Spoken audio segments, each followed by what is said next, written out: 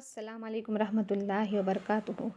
अज़ीज़ तलबा व तालिबात, आज हम 8वीं जमात का जनरल साइंस का 7वां सबक धात अधात का आखिरी हिस्सा ताकुल और मखलूत धात पढ़ने जा रहे हैं।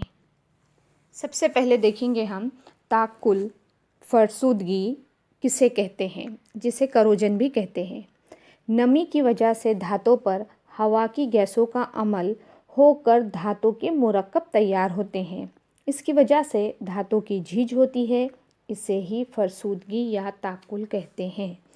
धातों में मौजूद जो गैसें हैं, ये नमी की वजह से धातों के साथ में तामुल करती है, अमल करती है और एक नया मुरक्कब तैयार करती है।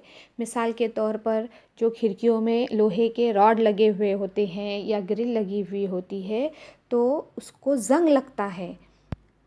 जंग ये हवा में मौजूद गैस और लोहे के साथ तामुल होने पर तैयार होता है, जिसकी वजह से लोहे की झीज होती है।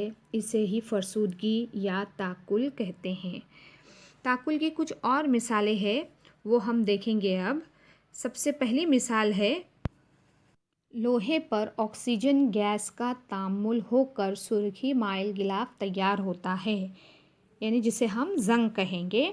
जैसे कि शक्ल में बताया गया है, लोहे पर ऑक्सीजन का तामुल। दूसरी मिसाल है, तांबे पर कार्बन डाइऑक्साइड गैस का तामुल होता है तो हरे रंग की तह बनती है। जैसे कि शक्ल में बताया गया है, तांबे की एक सलाख है जिस पर सब्ज रंग की तह जमा हुई है। इसे हम तांबे का ताकुल कहेंगे। अगली मिसाल है, चांदी पर हाइड्रोजन सल्फाइड गैस के असर से सियाह रंग का गिलाफ तैयार होता है। जब हम चांदी की अशिया खरीदते हैं या जेवर है खरीदते हैं, तो उस वक्त चमकदार दिखाई देते हैं और धीरे धीरे उनकी चमक ख़त्म होती है। ये ताकुल का नतीजा है। चलिए देखते हैं कि ताकुल से बचने के लिए या फरसुदगी से हिफाजत के लिए कौन कौन से तरीके इस्तेमाल किए जाते हैं। तो सबसे पहला तरीका है, तेल लगाया जाता है या ग्रीस, वार्निश और रंग की तह चढ़ाई जाती है। तो ताकुल से बचने के लिए धातों पर तेल लगाया जाता है या ग्रीस लगाया जाता है या वार्निश लगाया जाता है। जैसे ग्रिल पे आपने देखे रहेंगे, जो ग्रिल नई नई होती है तो उस पर वार्निश लगाया जाता है और उसके बाद में रंग की तह चढ़ा दी जाती है। इसी तरीके से धातों पर एक धात पर दूसरे धात की तह चढ़ाई जाती है, जिसे धातों का मुलम्मा कहते हैं, जो दूसरा पॉइंट दिया गया है। और तीसरा पॉइंट है जस्त की मुलम्माकारी। जस्त की मुलम्माकारी, लोहे पर जस्त की मुलम्माकारी करके उसको फरसुदगी से बचाया जा सकता है। तो इस अमल के ज़रिए धातों की सतह का हवा से रब्त टूटता है, जिससे कीमियाई तामुल में रुकावट होती है और फरसुदगी नहीं होती।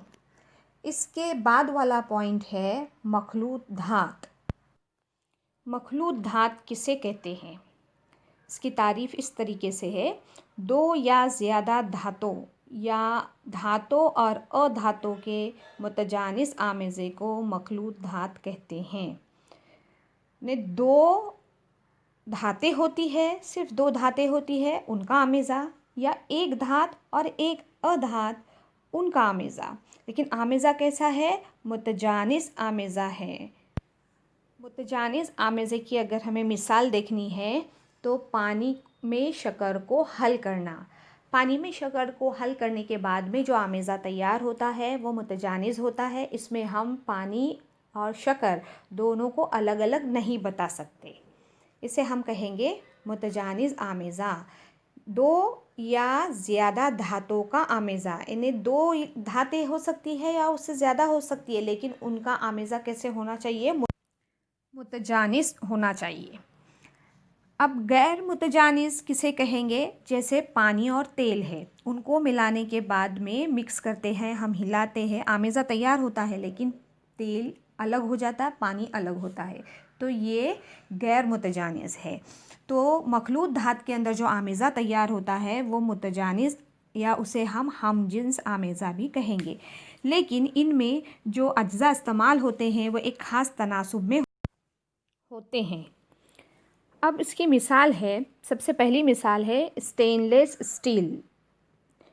स्टेनलेस स्टील के जो बर्तन हैं ये कार्बन, क्रोमियम, निकेल और लोहा इससे बने होते हैं। अब इसमें लोहा, क्रोमियम, निकेल ये धातें हैं और कार्बन अधात है। इसका एक हमजिन्स आमेज़ा तैयार होता है, मुतजानिज़ आमेज़ा तैयार होता है। तो ये जो आमेज़ा तैयार होता है स्टेनलेस स्टील है, इसमें हम धातों को अलग अलग नहीं बता सकते, ना ही हम अधात बता सकते हैं, यानी हमजिन्स आमेज़ा उसका तैयार होता है। दूसरी मिसाल है पीतल, जो तांबा और जस्त से मिलकर बनी है। तीसरी मिसाल है कांसा, जो स्पोर्ट्स में कांसे का मेडल मिलता है ना, वो वाला कांसा, जो तांबा और सीसा ये दोनों धातों से मिलकर तैयार होता है।